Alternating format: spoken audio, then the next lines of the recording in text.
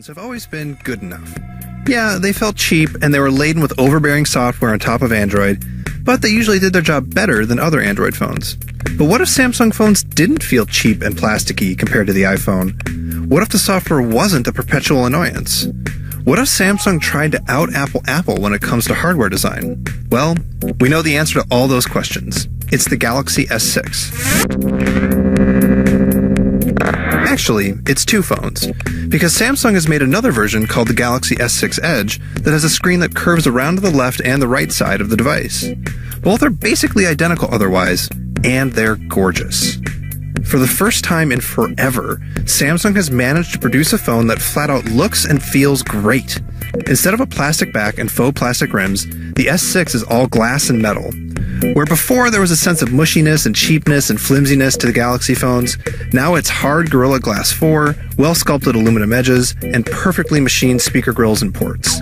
Yes, you can't deny it, the Galaxy S6 looks a lot like the iPhone, especially on the bottom, where the similarities are so stark I have to imagine Apple's lawyers are already drafting up papers. And Samsung took another idea from Apple. The fingerprint sensor works with just a light touch now instead of a swipe. It's much more accurate than the S5 was, and it's faster too.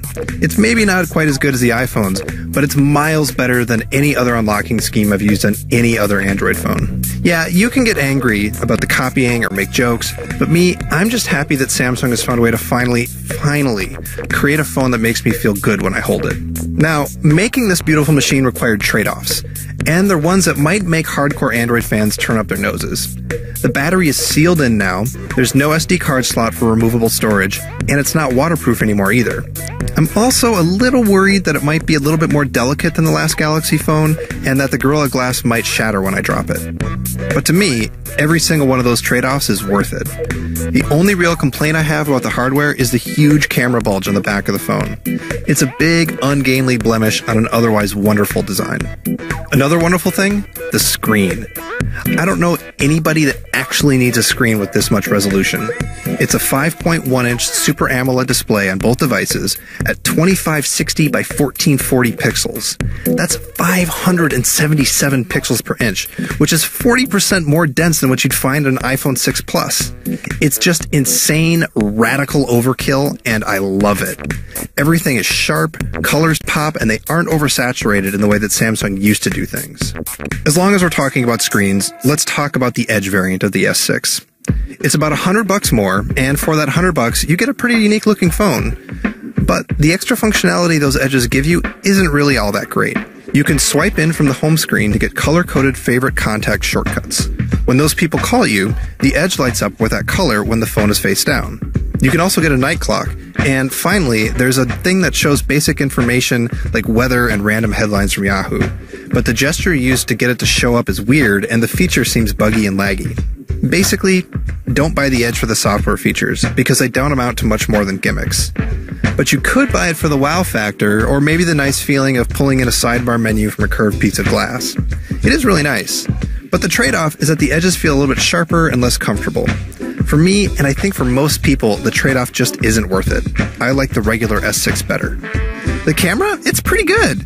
It's probably one of the best cameras I've used on an Android phone, and Samsung has always been at the top of that heap. But the question everybody always wants to know is it as good as an iPhone? And, well, mostly no, but it's damn close. The 16-megapixel sensor with optical image stabilization tends to be a little bit too much on the yellow side with white balance, and especially in low-light shots, it can be really aggressive in lightening things up too much. And as always with high-megapixel cameras, you can see artifacting when you zoom in more often than you'd like.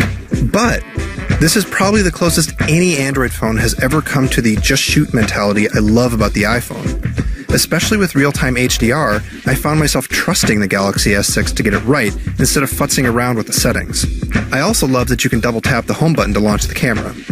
A camera that launches fast from anywhere that you can actually trust is a huge step forward for Android. That's all the good news.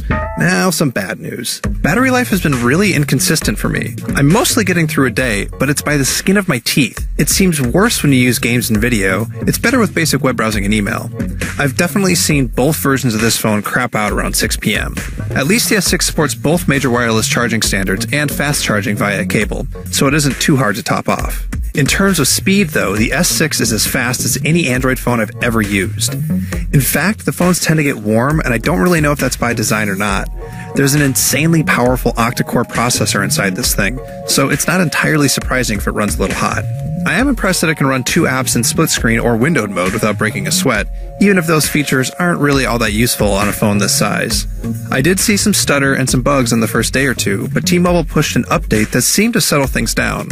I do wish that T-Mobile would have pushed an update to get rid of the aggressive crapware it installed. Almost all of it is redundant and annoying. But Samsung has toned down its customizations. The software design has stayed mostly true to Google's vision of material design for apps, and most of the crazy Samsung features are off by default.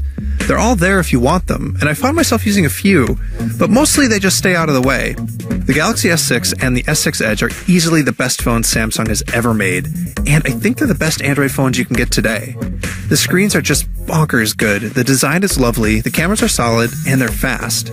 Samsung even seems to finally be learning that it needs to chill out with its software. My only reservation is that battery life isn't quite what I'd hoped, but it's more a matter of being an average thing on an otherwise outstanding phone. Between the two, here's my advice.